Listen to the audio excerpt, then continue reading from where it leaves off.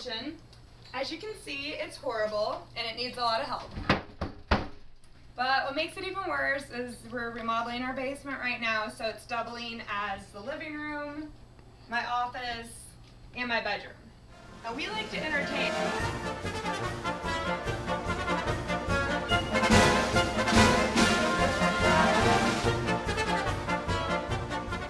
HGTV, we know we have the most desperate kitchen in all of America. I even think the world. Probably. But we love this house and we like this space a lot. We just don't know what to do with it.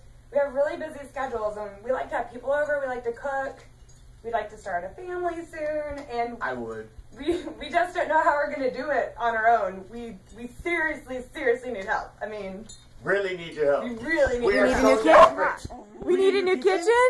Yeah, we need a new kitchen. Yeah.